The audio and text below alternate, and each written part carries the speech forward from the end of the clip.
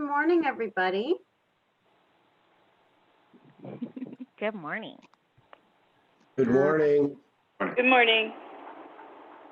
Just wondering who is, just so we know who everybody is, there's someone on the phone. So who's on the phone this morning? It's Penny. Penny. Okay, thanks, Penny. All right. So I guess I'm chairing this morning, and I just wanted to know, should we give it a minute or two? I think it's not quite 10 o'clock, so I guess we'll just give it 1 or 2 minutes just to make sure everybody who's joining makes it. Pam's here.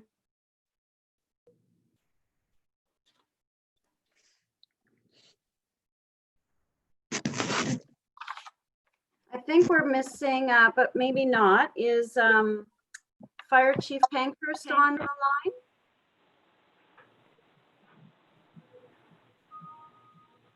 But maybe not.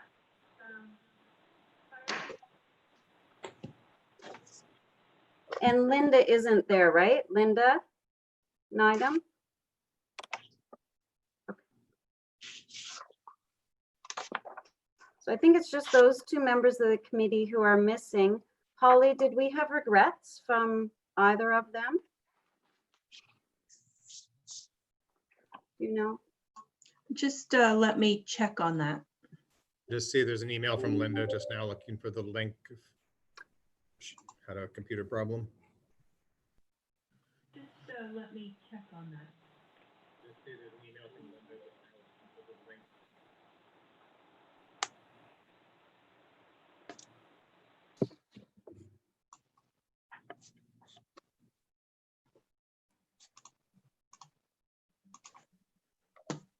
Let's just give it a minute for Linda to get that link, and then we could call the meeting to order. Who was the other person we were missing? The fire chief. Oh. I don't see him.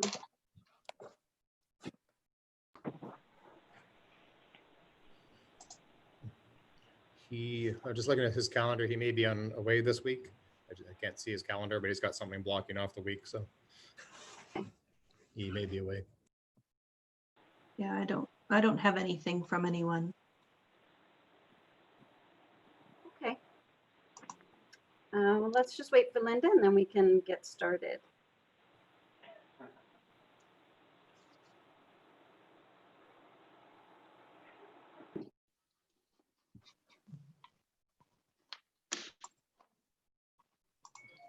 Okay.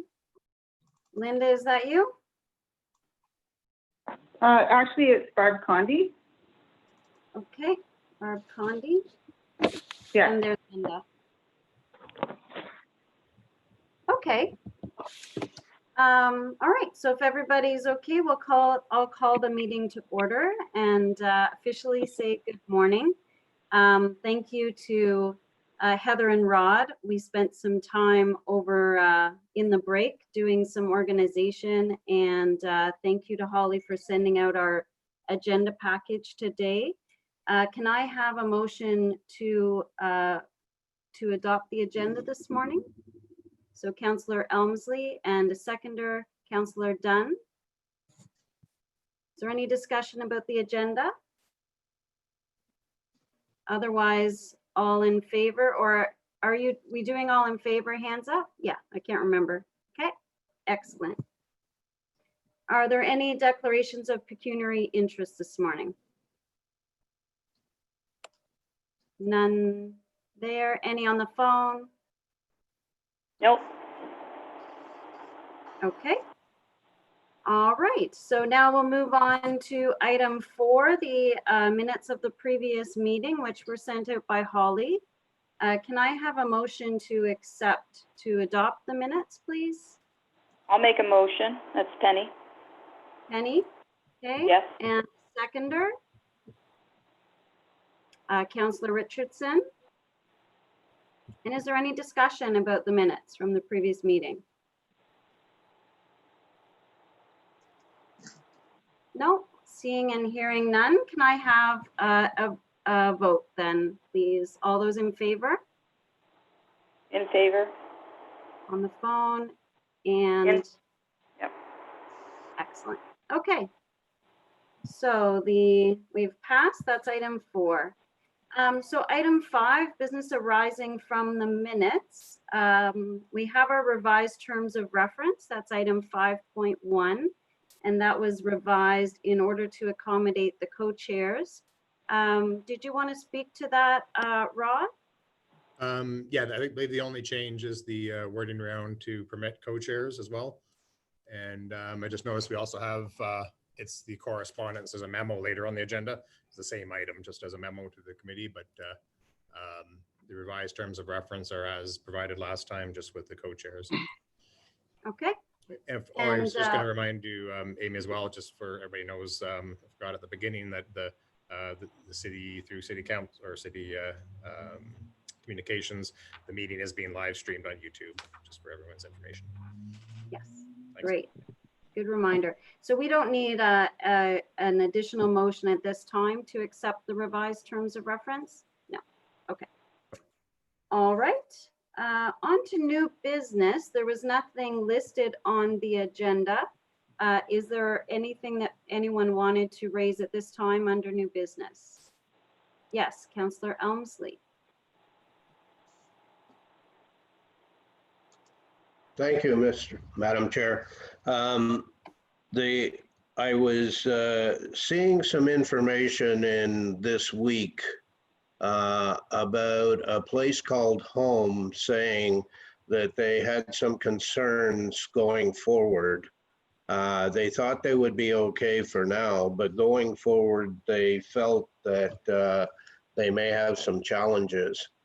And it concerns me because we don't have very much in the way of infrastructure that backs up a place called Home. And I wondered if that was something that this committee needed to look into or reach out to the folks over there and see what kind of help they might need. So I raise it as a community issue that is very important to, I think everybody in the city of Kawartha Lakes, and it kind of highlights, I don't know how, for instance, the John Howard Society is coping or things like that, and whether those are things we should concern ourselves with. So I put it out there if anybody has any thoughts or ideas. Is there anyone on the committee? Yes, Rod? Hi, just to note, the back in, I believe it was April now, seems a long time ago, the through the Ministry of Municipal Affairs and Housing, the city received an allocation under what they created, the Social Services Relief Fund. Last week, the ministry announced that they are providing additional funding under that, with a primary focus on the homelessness system, housing security. We don't have the details of that yet in terms of an allocation for Kawartha Lakes, but the primary focus of that is to support the homelessness system and housing. So there'll be opportunities through that to work with emergency shelter providers, a place called Home, as well as emergency housing providers on a short-term basis as a result of the pandemic. So we'll be able to work with them on that. I think there's probably a connection back through this group, the task force, in terms of the sharing of information, how that might be impacted as they are a key provider in the community for those services.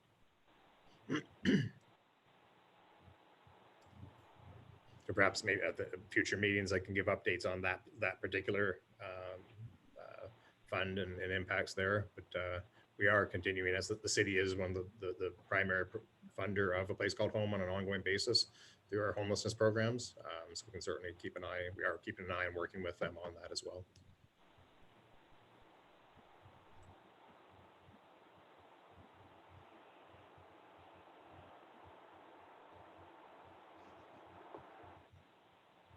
You're on mute still, Amy. Thank you. Sorry, thank you for the information and update, Rod. So we've had a suggestion that we receive updates on the Social Services Relief Fund going forward. Councillor Elmsley, does that address your concern for the present time? Yes, thank you. I just wanted to make sure that something like that didn't get lost. Okay, is there anything else under new business that someone would like to raise that wouldn't be covered under our agenda items later in the meeting?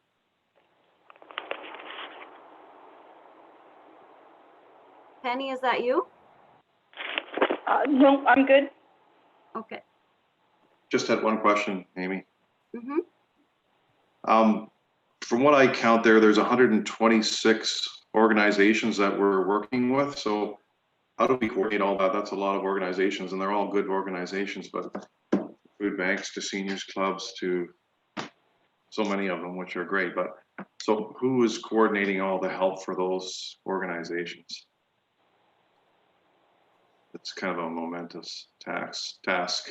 So many organizations that need help. But, just wondering how that's going to evolve. I can just in, I know that question wasn't necessarily to me, but I think from what we discussed last time, we had felt that the task force would reach out to those organizations to assess their needs.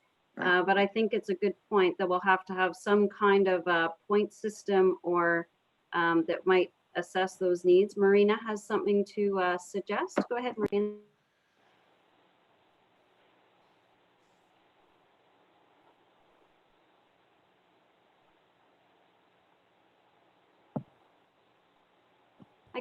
I don't think we can hear you, Marina.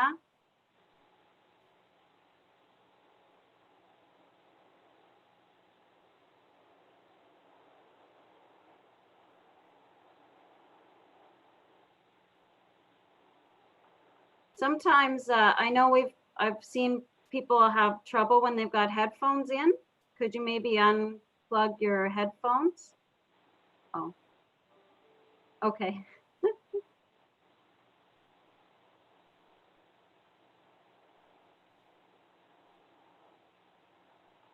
Marina, type them in the comments in the chat section. Yeah, I think that's what she's starting to do.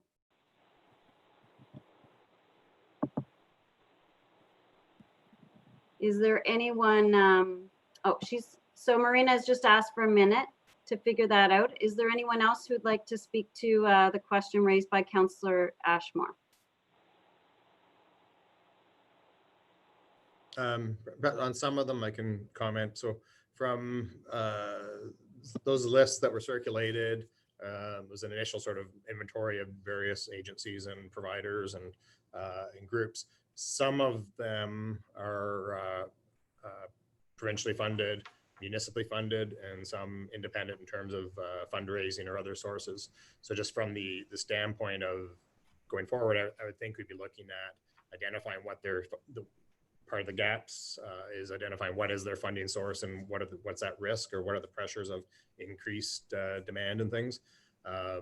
As the example around the homelessness system that we just talked about, like it's primarily funded through the city as the service manager. But of all those lists, 140 some, I think you said, probably a small percentage of them are directly funded by the city, and some combination of city, maybe in province and other external funding. So I think that will be part of the analysis, is determining are there gaps and do they have pressures. Some of them may not have pressures at the current time, but as the pandemic and the recovery goes on longer, there may be secondary impacts as based on labor market and everything else. So I think that would be really part of our analysis. Marina, did you, yeah? You hear me now? Yes. Okay. Yeah, that's essentially what I was going to say, is that certainly speaking for my own agency, you know, our funding has continued, although we are obviously having challenges with the components that we fundraise for. But overall, at this point, we don't have any major pressures. So just because there's 126 listed doesn't mean they're all going to require support at this time. And there may be others, if I might suggest, there may also be others that aren't on those lists that we may, as a group, identify as being organizations potentially at risk in our community. So yeah, so it's something else to think about. Is there anyone else who wants to speak to this question? Councillor Ashmore, you want to respond? That's fine. We brought up in the last meeting about food banks, for example, Dunsford Food Bank, which is included in that, thanks, which is great. So I'm just talking about my ward, like Omini and Dunsford Seniors Club and Food Bank. The Bob Cajun Relief Fund, it's really helped out a lot of people too. So it's been great. So they've been really good. And I've been working with the people involved with that and helped out a few people. So they've really stepped up to the plate a lot too. So that's good. If I can just add, please, Amy. I understand today we're having a demonstration of the tool used to put out to public survey. That is something that we can use to send out to all of the agencies on the list and others, and that will allow us to gather in the data and information of who needs assistance and what assistance they're looking for. As Rob was relaying, there's primary needs and then there's the secondary needs of what any organization might need. So that's a way that we can use that survey tool to reach out to those agencies to really gauge what they're looking for.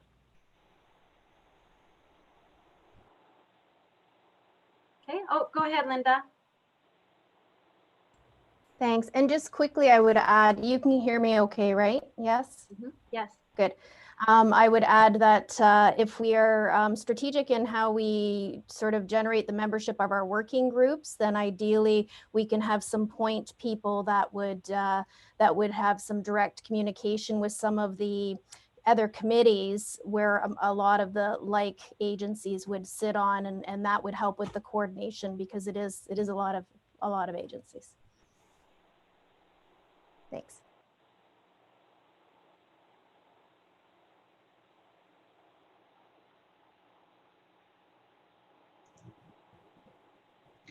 Thank you. I just have a quick question. Can you read a quick article, but I thought it would be helpful just to give us an update?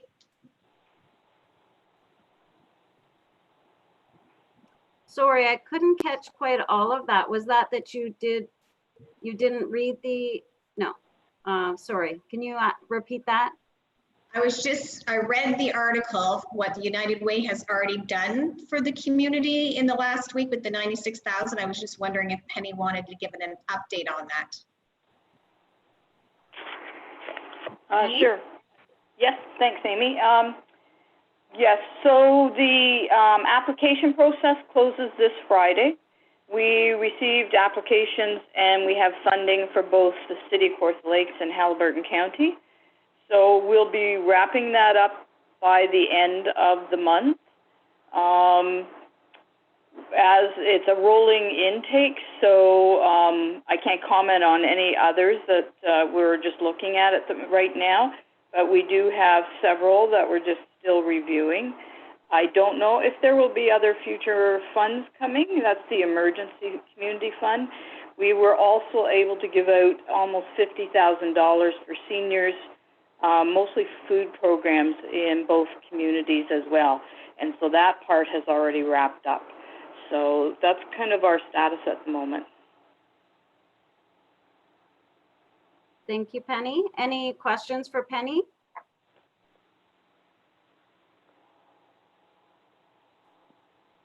And I'll just add that the Community Foundation of Kawartha Lakes has also received some money from that Emergency Relief Fund, the federal funding, which, and they just, I believe, announced it last week that was available. So those will be additional grants available for the community. Amy, there's also funding from Red Cross, and a lot of that is support for workplaces reopening, so just like safety equipment and that kind of stuff. Mm-hmm.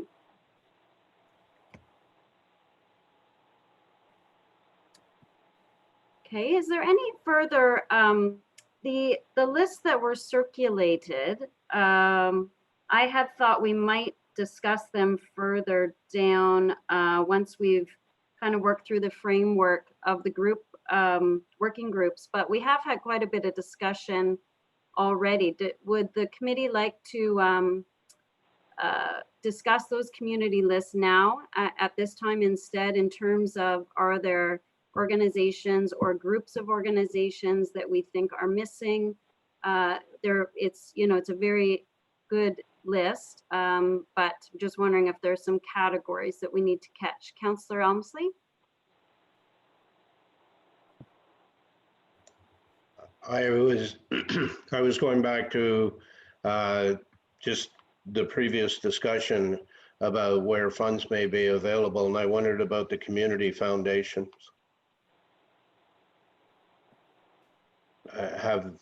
I believe that they worked on the Bob Cajun initiative, especially around personal protective equipment and some other funding.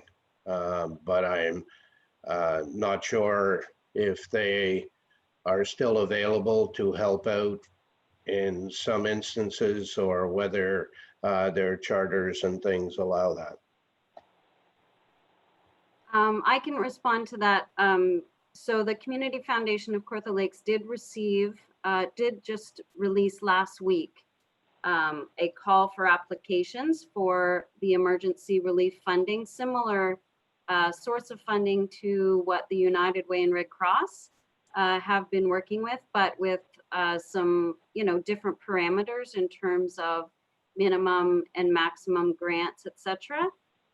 So they just put the call out last week for applications, and I'm not 100% sure of how much is available for our community, but it's but they are administering that there, yes. And there may still be Bob Cajun funds available, but I don't know. Thank you.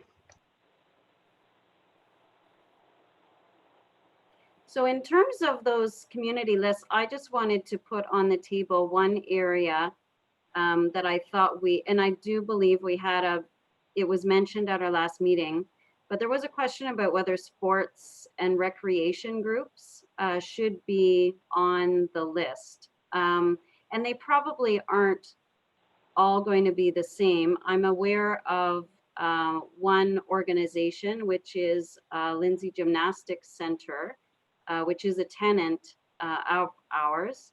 And I do know that they have been very deeply impacted by COVID-19, because they, you know, they're in a challenging situation where they have a large space, which they rent. So they have fixed costs, which some, you know, at a level that some sports organizations may not have. And they're very restricted. They are opening their competitive program today, but it's a very small percentage of what they actually do. So I'm sure they're not the only sports organization that is in, you know, a challenging circumstance, but they aren't on the list. So I just wondered, as a category, what this committee thinks. Should we be including them in our initial outreach and assessment?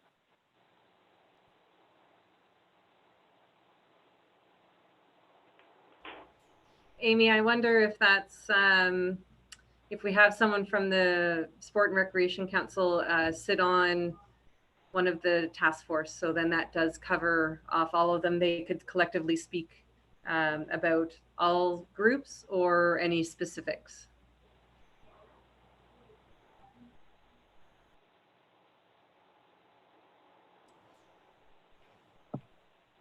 Thank you, Heather, for the suggestion. I think maybe Penny wanted to speak to that question as well. I'm not sure, Amy. I think it's a good idea that Heather's put forward to have someone from Sports and Rec on the task force, because there's such diversity in the programs, as you pointed out. Some are more, well, some are public run and some aren't.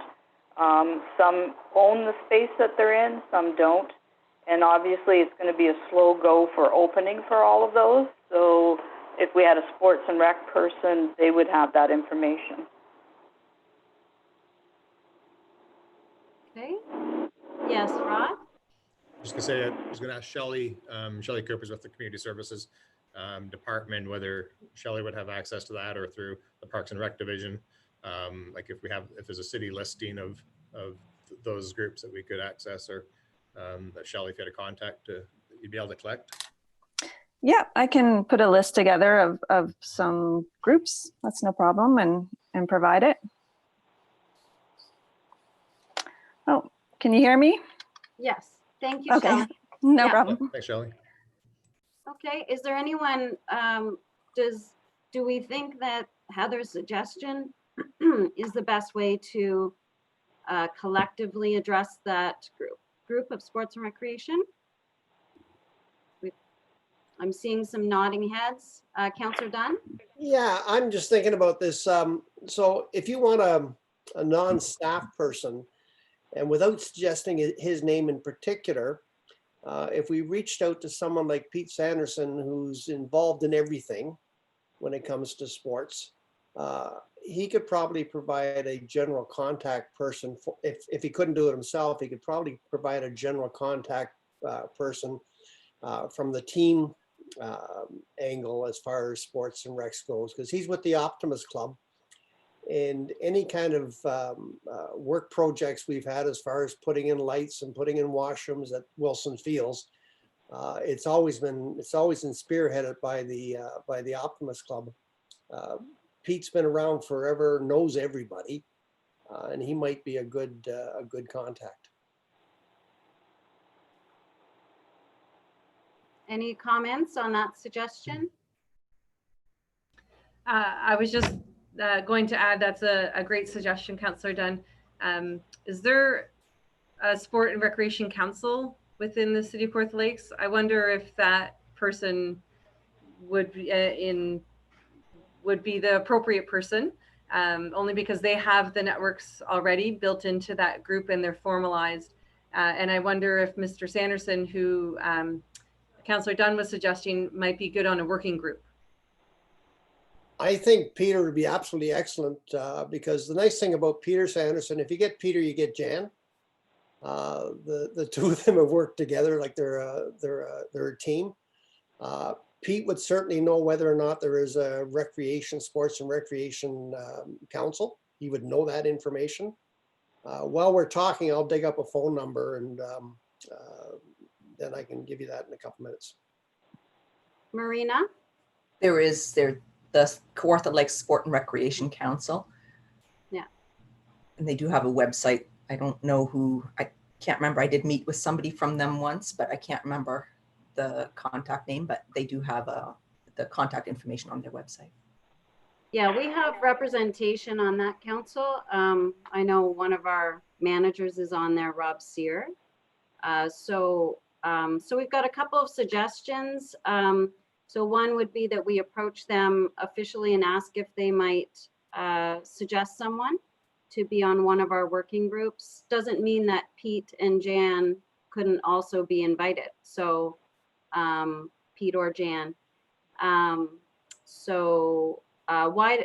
I suggest that as we get to our draft working group framework and we start to discuss the actual membership of those working groups, maybe we could come back to this conversation and confirm that direction. Is that all right with everybody?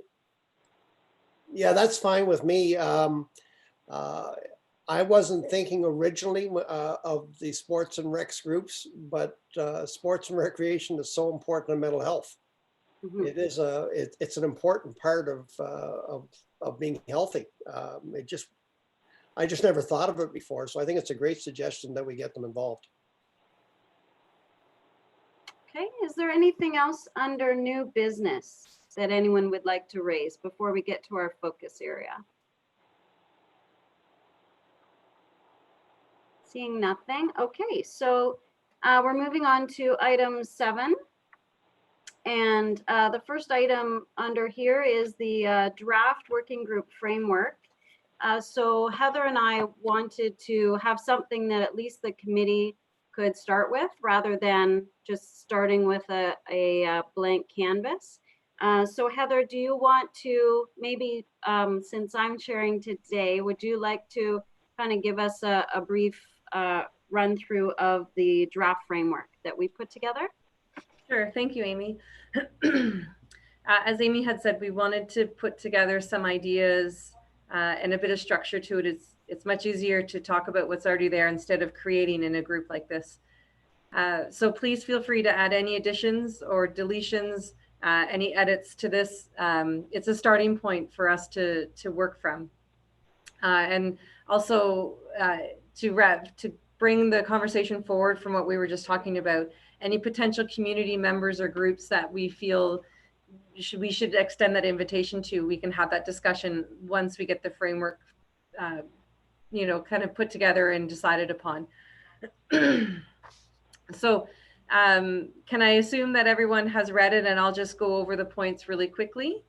So the gaps assessment would be one specific working group that would look at all of those organizations and how would we work and how would we support them and how do we go about doing this and then what do we do? So the gaps assessment would confirm the membership with what we come after we come out of today.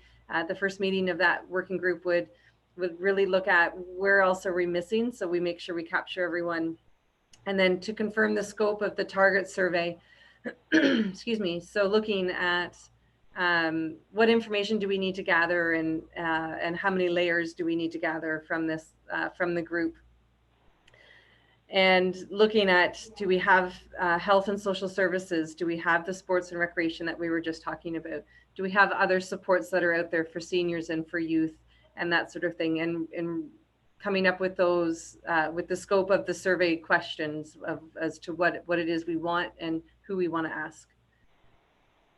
So just sort of working through all of that would be one working group. So that would be that community analysis that Councillor Ashmore was talking about earlier, is taking that list of 150 and really narrowing down or reaching out to what are the needs and who has those needs for the short term, and then looking more longer term. The second working group would be the funding opportunities. So as much as it's great to find out the need, which yes, we need to do that, we also need to look at opportunities that some of these groups can now reach out to. So Penny has addressed some of those as well, and Amy with the Community Foundation.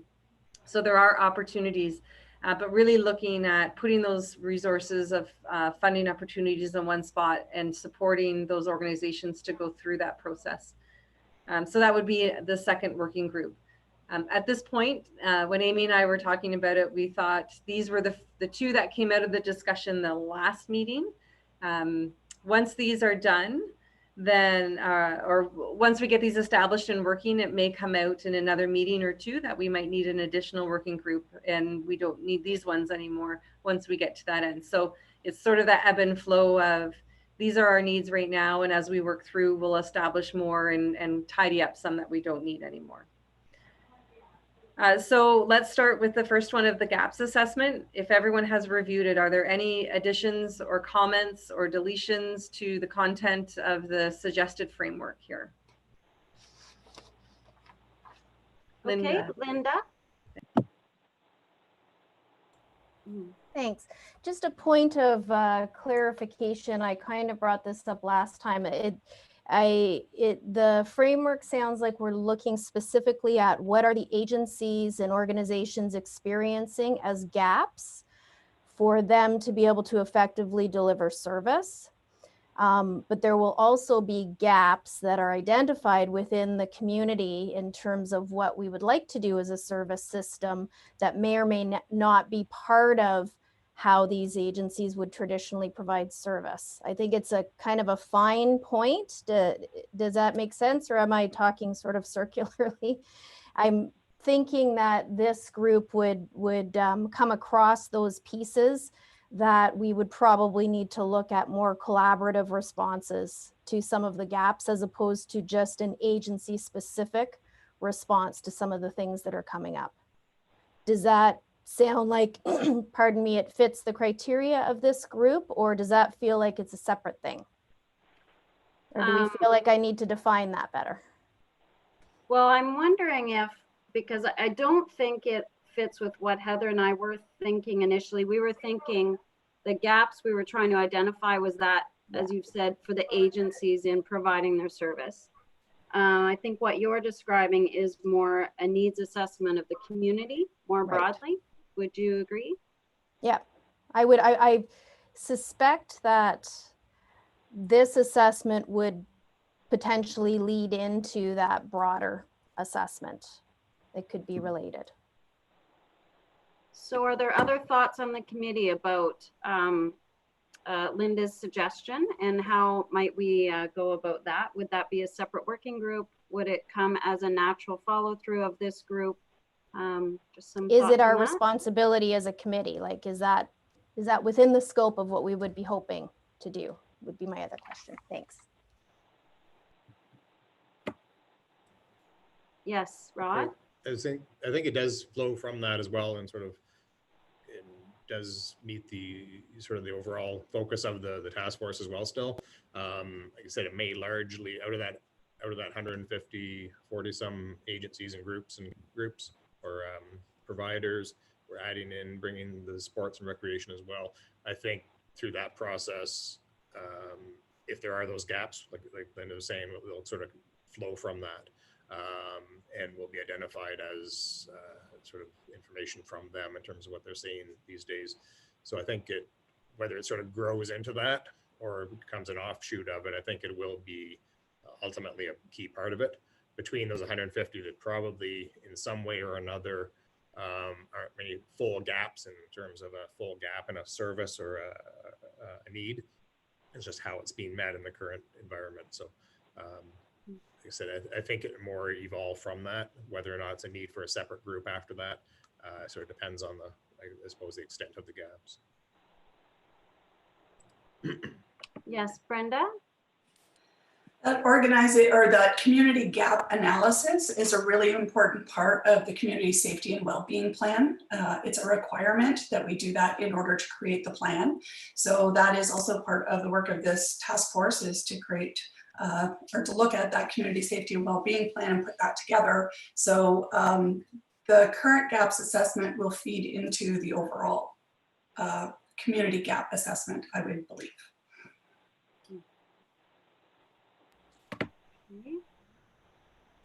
I was just going to add, thank you, Brenda. Linda, what we could do also is in that initial survey question to the agencies are the ones on the ground doing the work. They would be able to identify where the gaps are between there. And at some point we could go out to a broader scope of community members and ask them. But I think the agencies, if we pose the question correctly, we would be able to figure out where the gaps of service are that the community is looking for. And I think that sort of can start that conversation and give us those first tiny steps as to moving in that direction. I would agree. Thanks. Okay, thank you. All right. Any other comments about or suggestions, edits, additions, deletions on the gaps assessment, the first working group framework there? Okay, what about the second one, funding opportunities?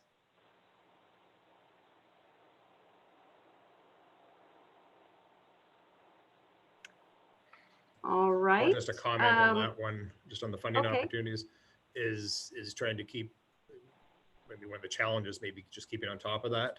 I think we talked about this previously, and then the rate, it seems to slow down a little bit, where the provincial government, federal government, and the different sources coming out with new funding streams, trying to address things, is just keeping on top of them from a coordination standpoint. Is really just a challenge, I think. But I think things are starting to align a little bit better. There seems to be a little bit more alignment, but it'll need close monitoring. Well, and that's a good point, because as by the time this group gets organized, as an example, unless the United Way receives an influx of more funding from the Emergency Relief Fund, they likely will have allocated all of their funds. So, so these things are definitely, it's not a static situation. Any further comments on that?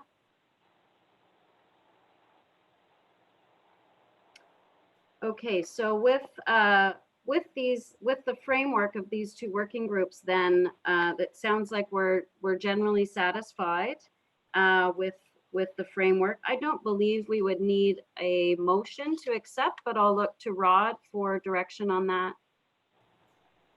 I don't believe so. It's just from a consensus standpoint, if task force agrees, I think we proceed on that. Okay. So I think from here, it would be good to now populate these two working groups. Maybe by a show of hands, who would like to be on the gaps assessment? So Linda? Yes, Penny? Yes, I'd be interested in the gaps. Okay. Marina and Pam?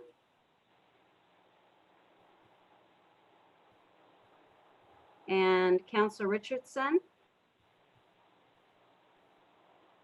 And Elmsley, Councillor Elmsley? Rod?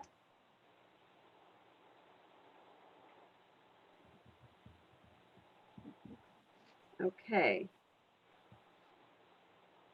So that, I believe, leaves us. So then on the funding opportunities, assuming everybody on this committee is on one of the task forces. So I think we have Councillor Dunn would be on funding. Okay. And Heather? Were you funding then? Councillor Ashmore? Yeah. Heather. And myself. Is there someone I've missed? Fire Chief Pankhurst. And Chief Pankhurst. It might be prudent to have Amy and I on separate task groups, but I'm fine to go on either.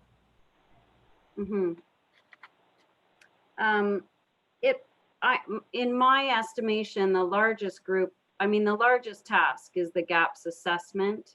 I don't know what everyone else thinks. I think that's the bigger job.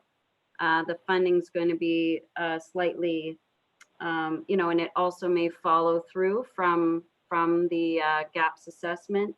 I'm happy to go on the gaps if you want, Heather, just so that each one of us is on one of those working groups. That's fine. Yeah, it's up to you. I'm fine either way. Okay. Excuse me, so that has 8 people on the gaps and 4 people on funding. Yes. Okay. Yeah. Does the committee think that's appropriate division? Responsibilities? Okay. Okay, Doug, well, let's work. Councillor sorry. Elmsley wants to say something. Yes, sorry, Councillor Elmsley. That's okay. I was just going to say, if they need more people, if they find there's more work, they can always ask for some help, and I'm sure people will step up.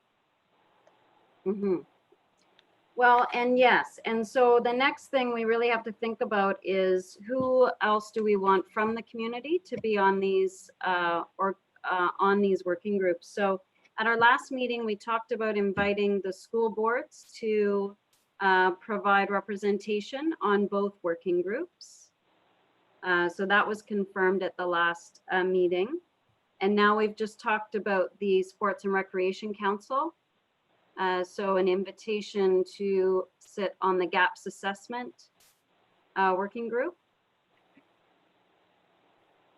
And is there anybody else that, another organization or group that comes to mind from any of our committee members that we should reach out to immediately to be on one or another working group?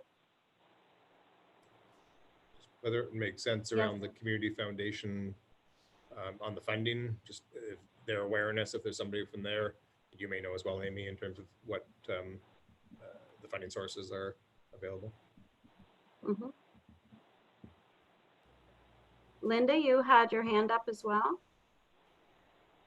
Yeah, I'm wondering about Rachel from the poverty reduction strategy, if it would make sense for her to maybe sit on the gaps assessment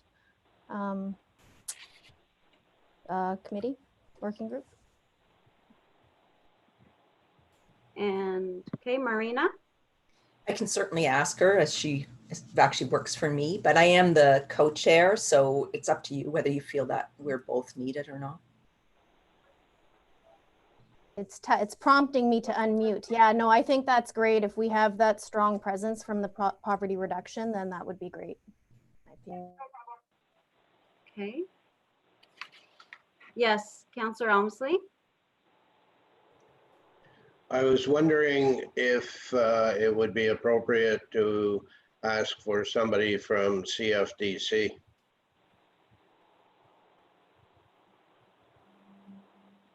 I think that's a great idea. As a past board member of CFDC, I think they often have not only their own resources and a variety of programs that they can support the community, but also sometimes align into federal programs. So I think that's a great idea. On the funding, you're probably thinking the funding committee?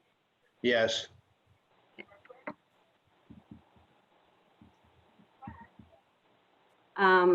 Anybody else? What do people think that it would be appropriate to have someone from either Lori Scott or Jamie Schmale's office?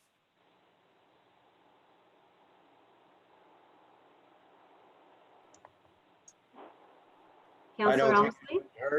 I don't think it could hurt. And there was one other thing that occurred to me about the list and things about communities.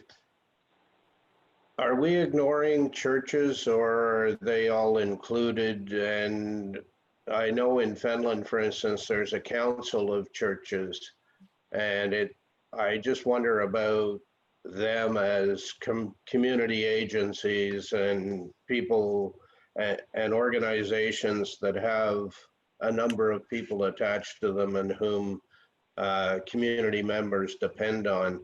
And the other one I thought about was the Salvation Army. So I don't know if how that fits in at all.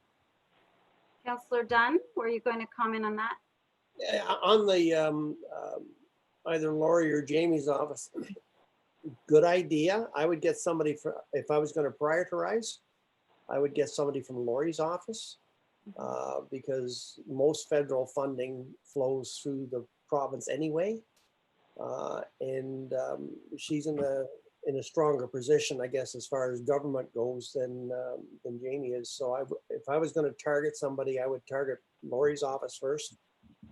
I'm sure either one of them would be happy to provide a member, but I think Lori's office is probably the best one to get. Let's address this question first. Does anyone else want to respond to the suggestion of an invite to Lori Scott's office for representation? I think it's a good idea. Okay. All right. So we will include that. Would we give them the choice of which working group they might be able to sit on, or would we be specifically asking them about funding? I think we want money. They're going to be, they're not going to be a strong presence, as in they're not going to get involved with the nuts and bolts. At least I don't imagine they will. But it just provides that direct conduit to Lori. That's all. Which is what I think is the more important part, so that when they go back and have their own staff meetings, they can say, and this is what we've learned, and this is what we're going to be asked for, as in opposed to actually asking them to do any of the physical work. I think it's probably just that conduit that we need. Okay. Penny, were you going to comment on this question? I think it doesn't, I think they are a conduit to funding. I think we should have some, if possible, invite both members to have someone participate in some way. Again, there will be some federal money, I think, that will maybe come down the pipes. It might be for different things. I mean, we're looking at the youth volunteer program. They're still resetting that. So there are programs that they will have their, they'll have their ear to the news that we might not have. So it could be helpful with timelines for making decisions about making applications and things like that. Okay, so I think Penny's suggestion is that we provide the invitation to both. Okay, I see a thumbs up from Councillor Dunn. Okay, and a couple more thumbs up. So, okay, we can do that. Councillor Elmsley raised the question about churches and the Council of Churches specifically. Are there committee members who have some thoughts on that and how best to engage them?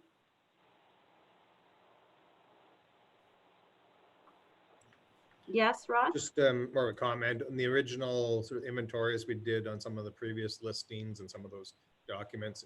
It was more aligned with the service the church was providing. So if they, for example, if they had a food cupboard or a food bank, like association that way, as opposed to just documenting the list of churches, recognizing that they may do things sort of more informally as well. So just wanted to point that out in terms of the gap analysis or gap review may identify a little bit more from the service some of them provide, and to include them. The Salvation Army specifically is documented on the listing, again, from the services they provide already. So they are there now as well.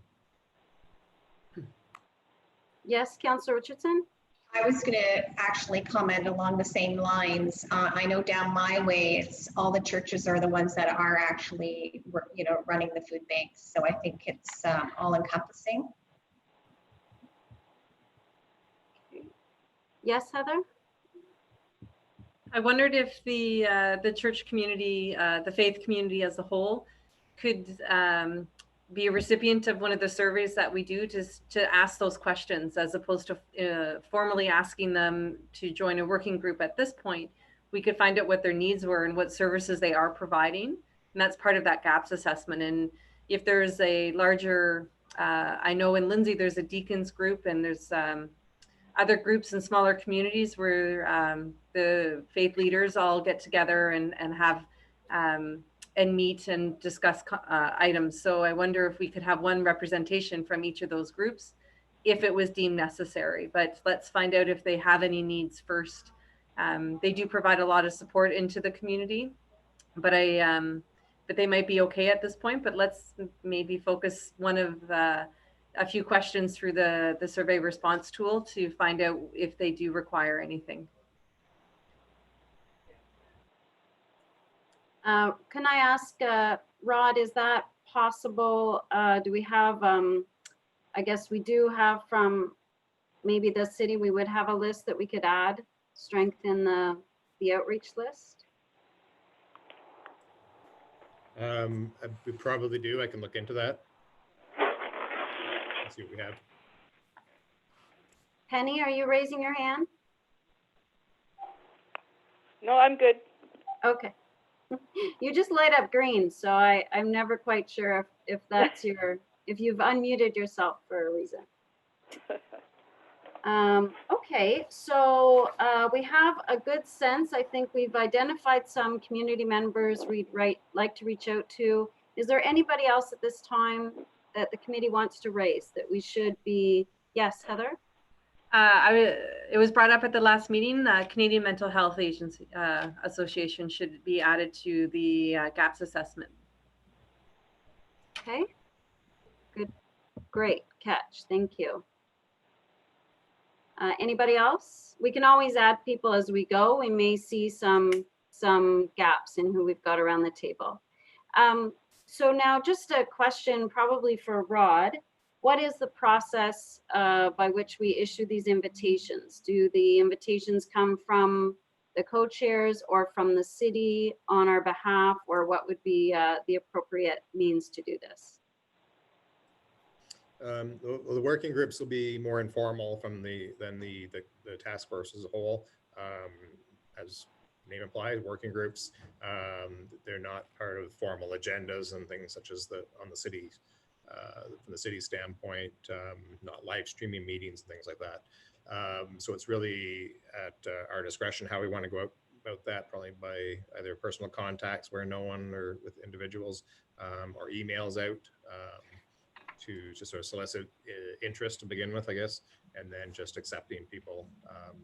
If the approach of the task force is just by volunteer basis, if people are willing, we just do that ask out and create those groups and just have probably a reporting process back to the task force meetings once they are set up in terms of touch points on progress, and then as items come forward with the recommendations or specific outcomes of those groups, comes back then to the task force. Okay, so yes, Heather? You may have caught this. I'm sorry, I raised my hand a little early. Is it possible, Holly, now that we have the working group set, that you send email distribution lists so that the working groups have each other's contact, and then from there we can get the networking that Rod was talking about? Thank you. Holly will do that.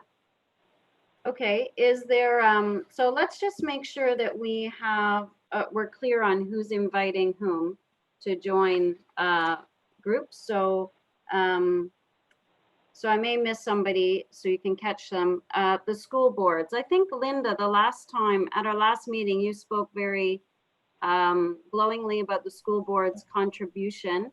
Are you comfortable reaching out to see if there's representation for our working groups? Yes. Yep. I can do that with both school boards. Okay. So Linda's going to do that. And the Sports and Recreation Council. Do you want me to? I could reach out through Rob Sear from our office, if that's okay. Probably fine. Okay. CMHA, who wants to reach out to CMHA? Marina? So those were the ones for gaps assessment, school boards for both. I'm happy to reach out to the Community Foundation and CFDC if you like. So Lori Scott's office. Heather, thank you. Jamie Schmel's office. Heather. Who am I missing? Did I miss anybody? Holly, did I miss anyone? I guess until we get the church group lists or the faith community lists, we can't do much there just yet. I think that's all we had yet. And we've got Marina, so we're not going to reach out to Rachel. Yeah. Okay. Okay, thank you. So if I can just ask anybody who's reaching out to people, once you've got a confirmation, let Holly know so she can add them to the group for the actual working group for our distribution list. Okay, so that was our 7.1. I believe that's everything, unless anyone has anything at this time to add to the discussion about the working group framework. We're comfortable. Okay. Is there anything else anyone would like to raise under item 7, focus area?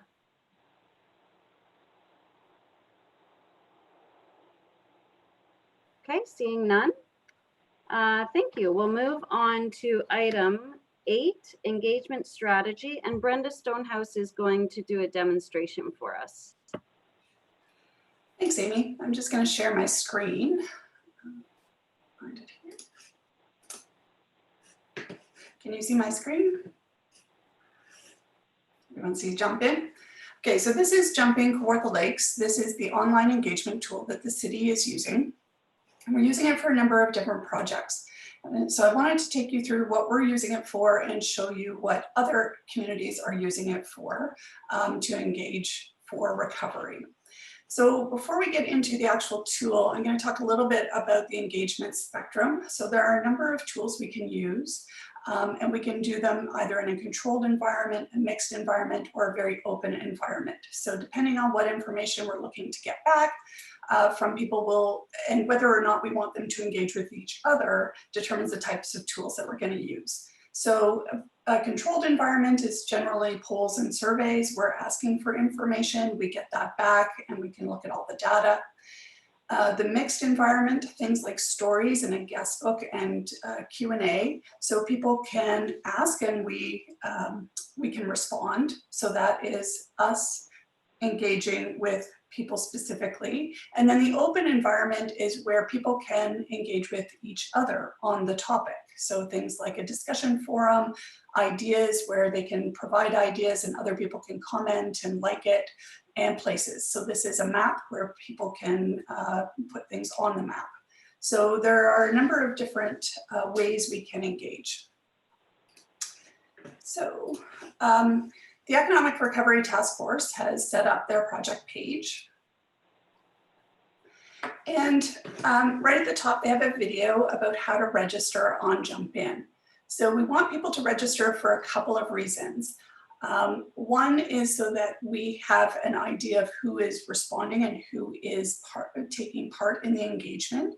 So when you register, you're going to be asked for a couple of questions. So you're going to put in an email, you're going to create your password, and then we're going to ask you a few questions about well, your postal code, because we want to know where you're coming from, your age range, so we don't ask specifics, just a range, and what gender you identify with. So this gives us some really good demographic information when we're looking at our surveys and our polls and who's responding, so we can see who is actually engaging with us. So we want people to register. We can set every tool to be how people can interact with us. So if you're registered, you can do all of the tools. Some of the tools we open up a little bit. So we can have a survey where you have to have registered in order to take the survey, or we can leave it a little more open where we just need to verify an email address to make sure you're not a robot, or we can leave it completely open, which is anonymous. So the problem with leaving it completely open is there is no limit on the number of times people can take the same survey, and we're not collecting that demographic data. So there's some things to think about there. So anyway, the Economic Recovery Task Force, you can see over here they have who's listening. So the mayor, the deputy mayor, and manager of economic development, and they've got their news feed. So the news feed can be whatever you want it to be. We can actually rename all of these things at the top to be specific to our project, but this is just updates.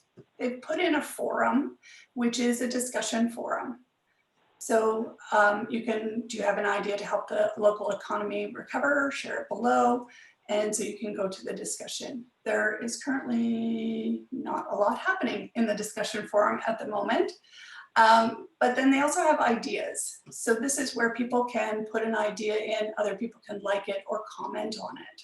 So this is an idea generator. Let me just go back to show you a couple other tools here. Oops. So the Deputy Mayor Roundtable on Roads, we used a couple of different tools. We had our news feed.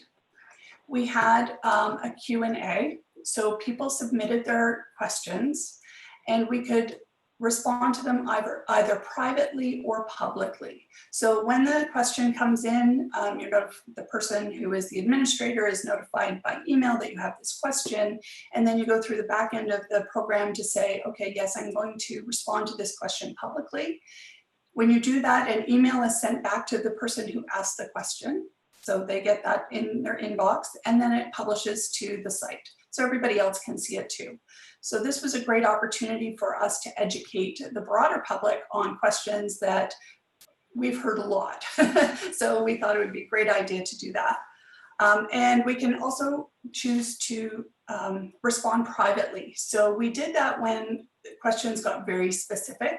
So this was Roads 101. We were talking about the roads network as a whole. So when people had questions about a specific road, we responded to those privately so that they weren't cluttering up the site. but the person still got the answer to their question.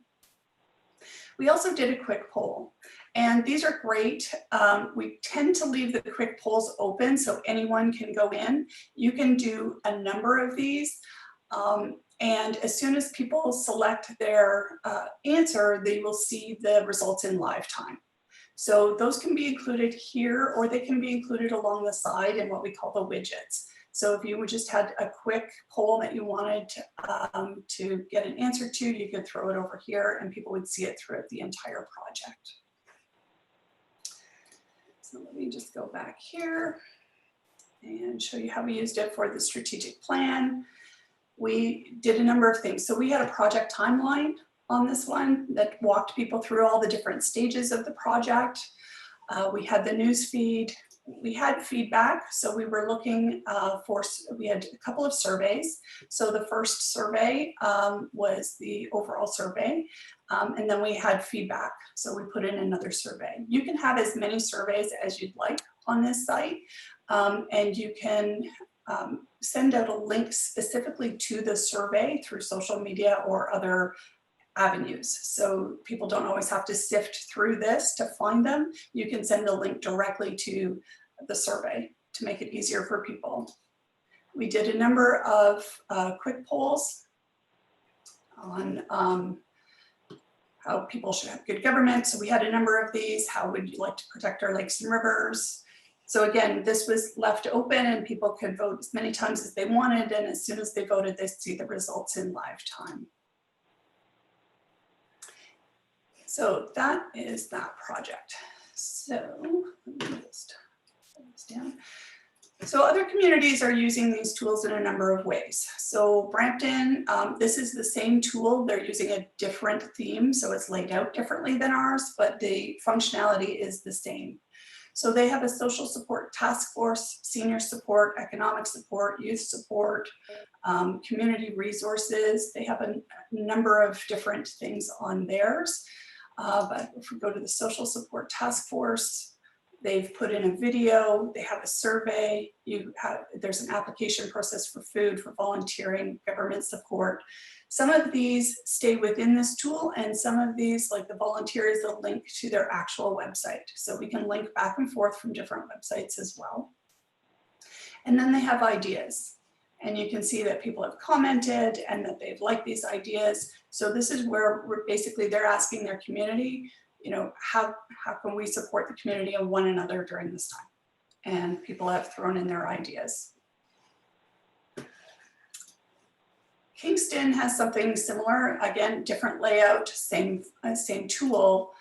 They've done this together at home, COVID-19. And so they've done some ideas, like how are you staying busy, that sort of thing, shared resources. And this is where they've used the story feature. So they've asked people to share their stories. And I thought this was great because this is about a lot of community resources. And when we're reaching out, doing that gap analysis, or just talking to different organizations, this might be a good opportunity to allow them to put in what resources they are providing to our community. So you can just do them as stories. They also have needs, which is a form. So the surveys and forms are the same tool. And so if they're looking for people to volunteer, and they will connect you up with community agencies, so they're collecting some information through the form. So you need to be signed in to take this survey. So when you're registered, you can sign in and take that survey.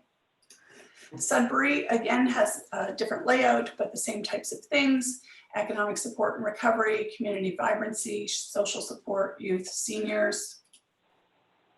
Under the social support.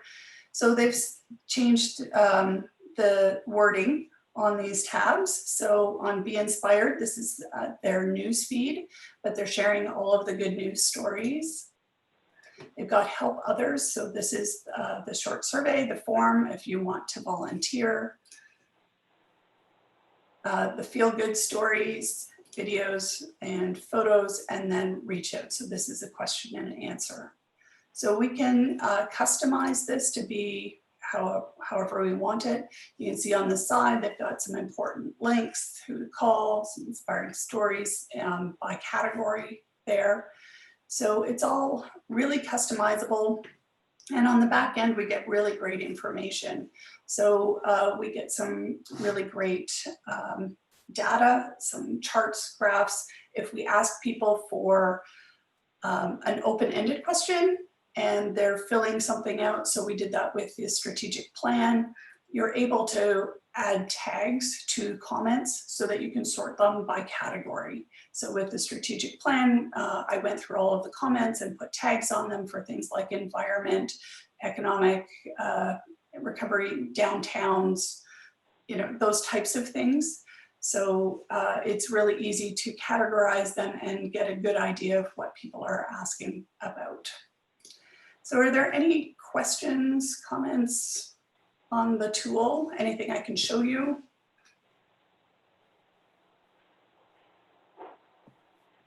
Anybody have a question for Brenda? I have one. Oh, go ahead, Councillor Ashmore. Yeah. Maybe I missed something there, Brenda, but I see the economic task force is in there, but is our committee going to be in there, our task force? Great question. So I've just put up the draft of our project page. And so we've got a nice graphic and just a description that was included in the terms of reference. And our who's listening, we have our co-chairs and Rod Sutherland, and we've got the terms of reference on there currently. So I haven't added any tools. I know we'll be doing some sort of survey, so we'll have a survey tool, but I didn't know what other tools you were interested in using. So that's why we're here to do the demo, and definitely open to seeing how we can use this best to support the task force.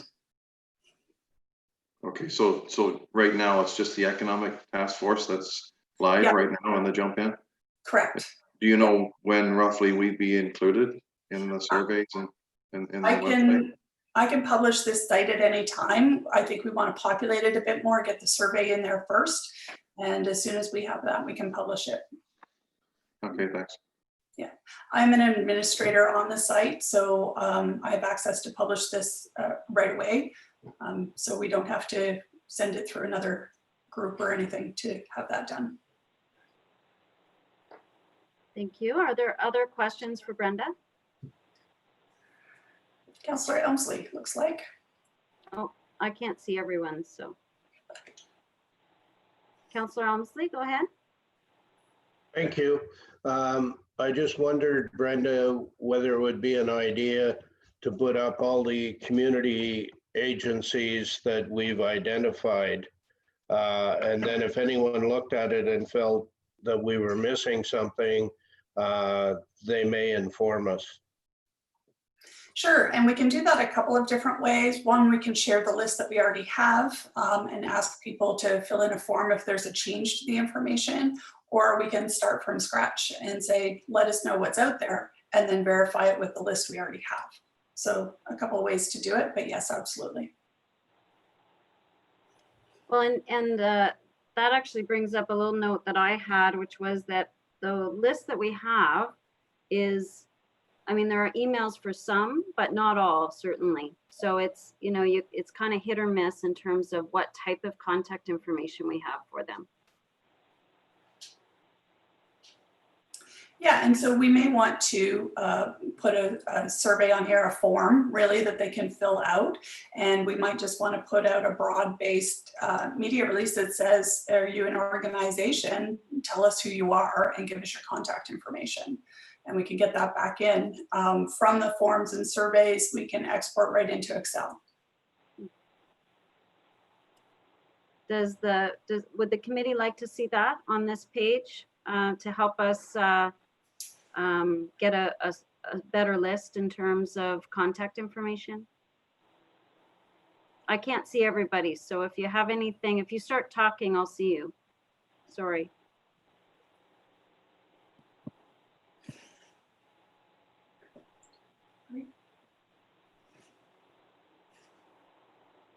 I'm going to assume from the silence that I guess it's consent. from the silence. If anyone has any concerns about that, they could reach out to myself and Heather. Brenda, I was curious about the engagement that you're seeing on Jumping Kawartha Lake. So is it, is it geographically dispersed? Is it, what's the general demographics of the people who are engaging with these tools? Well, I can speak to that based on the strategic plan. So currently we have 520 some odd registered users for Jump In. And also when people register, we're able to send them updates on what projects have been published and how they can interact with those. So when we make this live, I can send out a newsletter to everybody who's already registered to say, hey, now we're looking for your input on this. But with the strategic plan, I was actually very surprised with the geographic demographics for those that responded to the survey. And for those who have registered, there are a lot from small communities. I think we had like 10 from Seabright. So the smaller communities are very well represented, and age-wise, very well represented as far as demographics go. So, I mean, the majority is that 40 to 60, but a lot of older people and quite a few young people, which surprised me as well. So, I mean, we all know they're very active online, but not necessarily with interacting with government. But I was quite surprised, and I can send that out to the group if you want to see the results of the strategic plan and who responded to that. But the engagement tools are interesting. Generally, people are used to filling out surveys. So a survey is pretty easy to get a good response, especially if people are interested in that, whatever you're doing the survey on. Some of the other tools require a little more thought. So, the idea tool or the story tool, because people have to put some time and effort into putting that information into the tool. So I find the engagement on that is less because people aren't used to doing that with us yet. If you look at some of the larger municipalities that have been using this tool for a number of years, they get great participation because people are used to it now. We're fairly new to this, but I was really encouraged with not only the strategic plan, but with the Deputy Mayor Roundtables on roads, the number of questions we received. I was really surprised that people were asking those and interacting with us through this platform.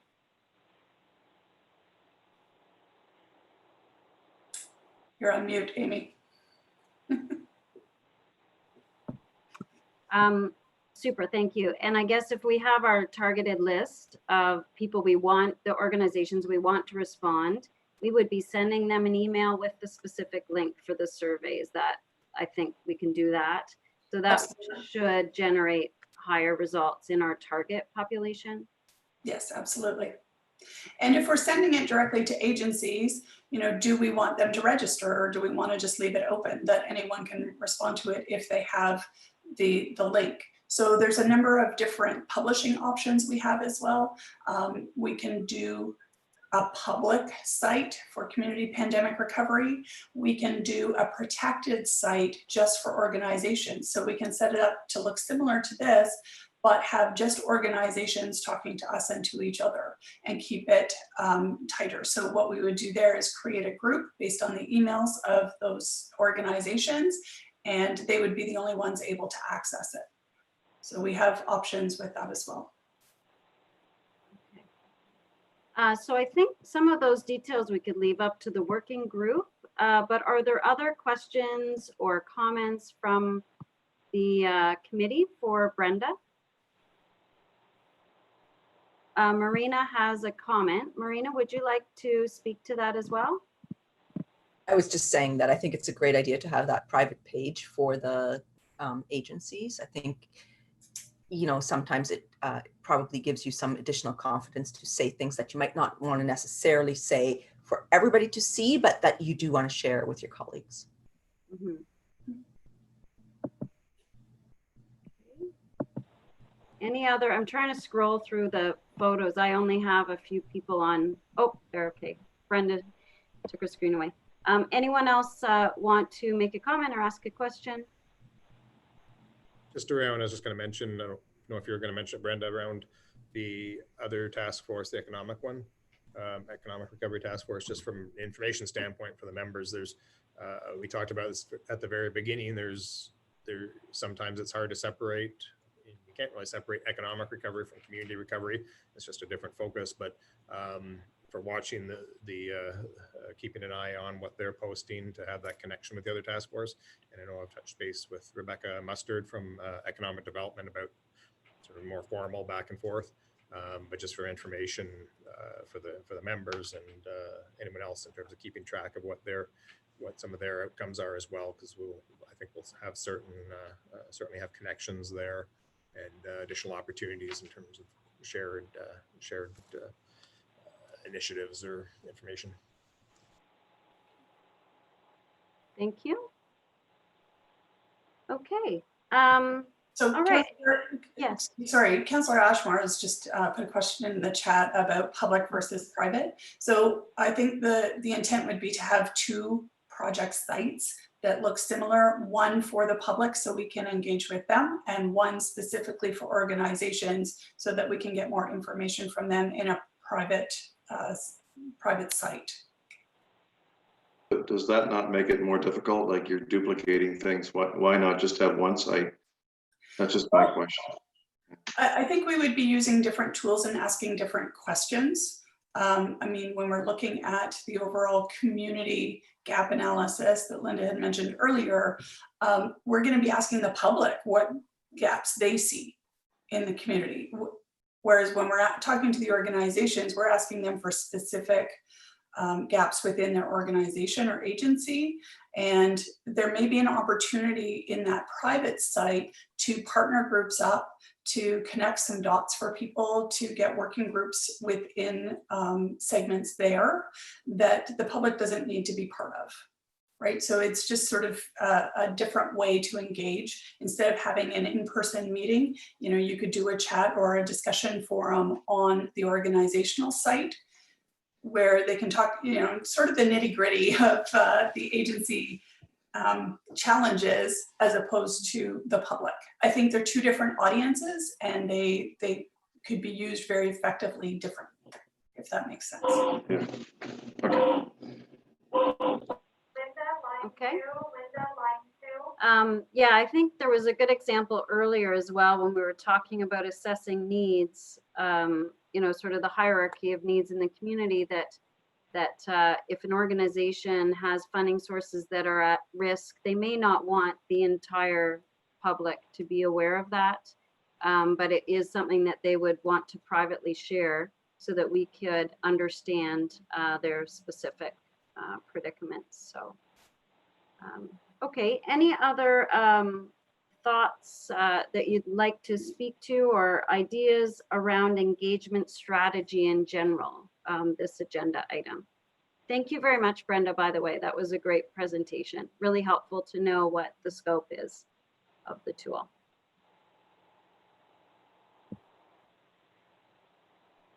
Okay, I don't see anybody raising their hand. No one on the phone has anything in particular on this agenda item? All right, so we're going to move on to item 9, which is timelines. And thank you, Holly, for sending out our appointments that we have determined for this committee. So on the timelines, I guess we should have some consensus on the working groups and when they would be convening their first meeting. So does someone want to speak to that? Yes, Councillor Elmsley.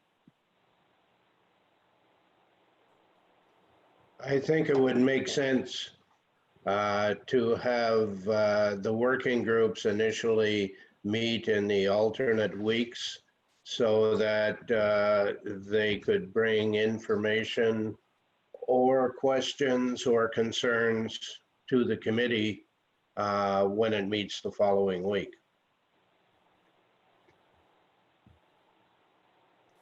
Okay, any thoughts on that suggestion?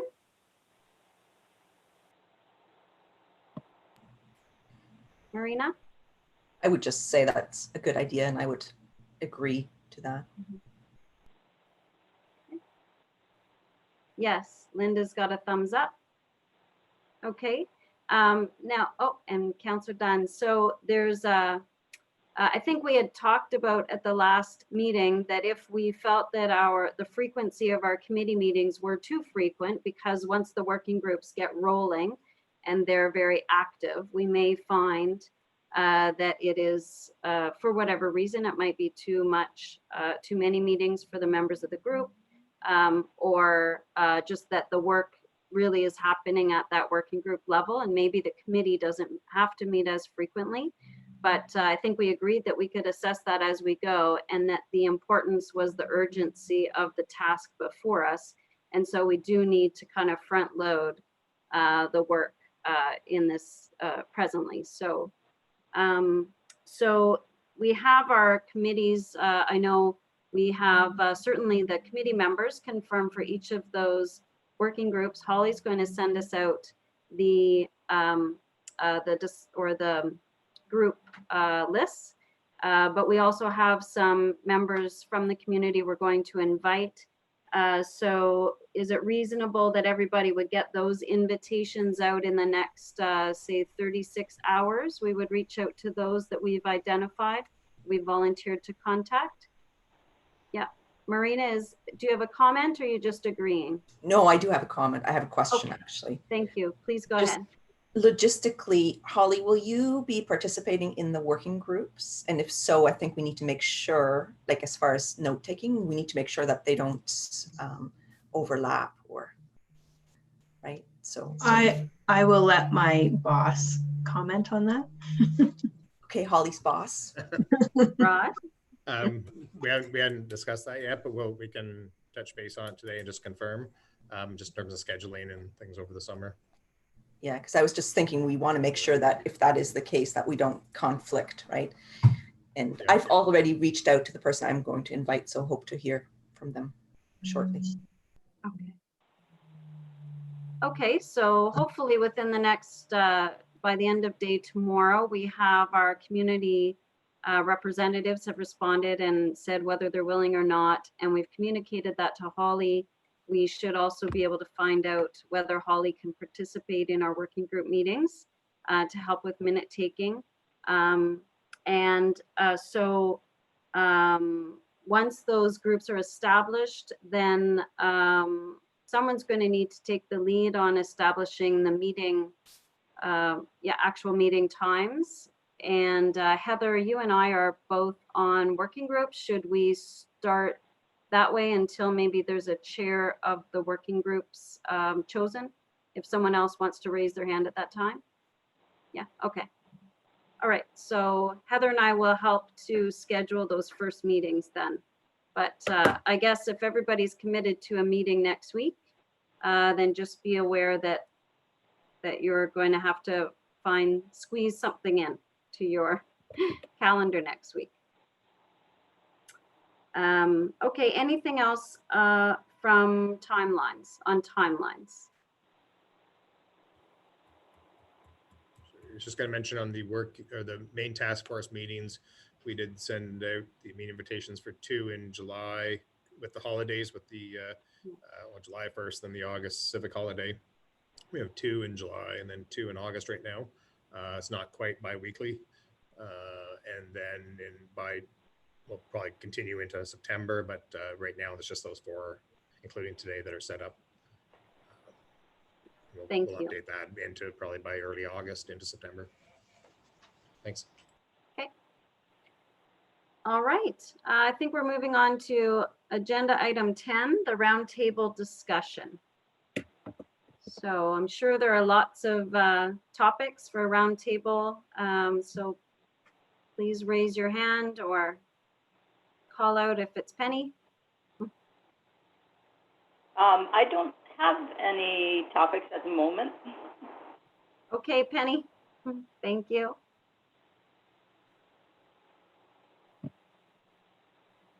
Yes, Rod? Right. I was just I did mention earlier about the provincial funding announcement. last week around the additional funding under the Social Services Relief Fund. I think it was 150 million provincially. So we've received nothing in terms of specific allocations. So there will be additional funding there. I was just going to mention too, through the, it's linked primarily from the Economic Recovery Task Force, and more feed into some of our working groups. I think as Marina mentioned earlier about CMHA being involved. There's some information that was circulated. I can share it with members for inclusion with the working groups through the Workforce Development Board about effects on mental health with vulnerable populations during the pandemic. There's quite a few things we're getting as staff in terms of city employees around mental health in the workplace during pandemics as well. CMHA has a webinar coming up around, I think it's the 30th of July. There's certainly a large focus on that in terms of mental health and well-being, which has an impact broader on the community as well, not just employees of agencies, providers, but the public as well, vulnerable groups. So as I said, I can share that information out just for information that can then sort of inform or certainly be available for the working groups as well. Because like I said, there's a lot of crossover, the impacts on labor force and communities and personal well-being as well. So I'll share that out for information. Thank you. Other roundtable topics?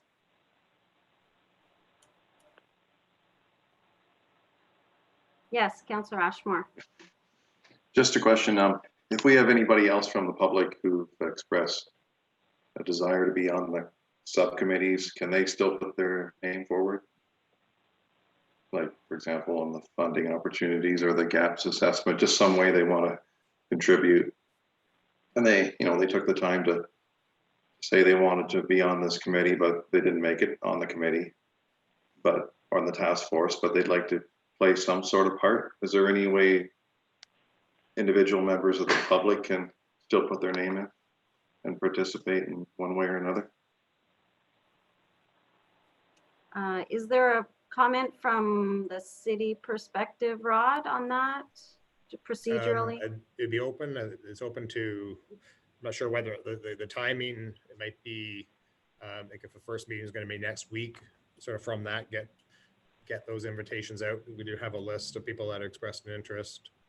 Some of them we've already referenced in terms of school board and some of the groups, but it's really the working group's discretion in terms of how broadly to expand, inviting by invitation to anyone really. Marina, did you have a comment on that? I was referring more to individuals. Sorry, go ahead, Councillor Ashmore. Yeah, I was just referring to individuals, like not groups per se, but just an individual who wants to come on board.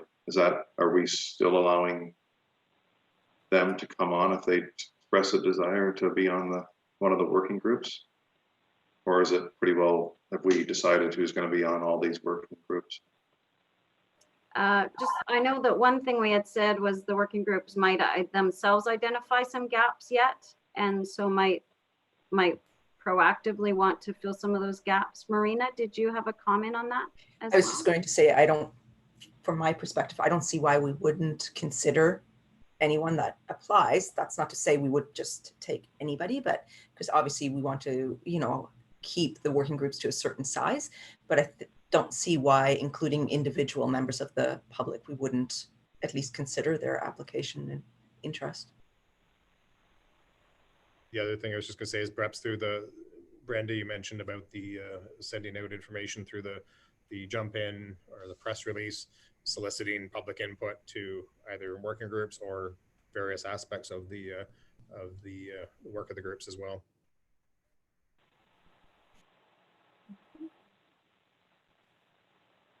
Any other comments on that specific question? No. Okay, other roundtable topics. Thank you, Councillor Ashmore. Did that answer your question? Do you feel there's a consensus? I'm fine, thanks. Yeah, good. Okay.